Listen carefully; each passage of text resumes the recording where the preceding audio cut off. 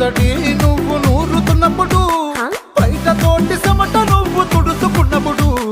దండాన నీ సొక్కారేస్తున్నప్పుడు, నీ ఒంటి వాసనతకు గుర్తొచ్చినప్పుడు, రెండు చేతులెత్తి జుట్టు ముడిసినప్పుడు, జండు కత్తుకొని పడుకున్నప్పుడు, అలసిపోయి నువ్వు ఆవలించినప్పుడు వచ్చుండై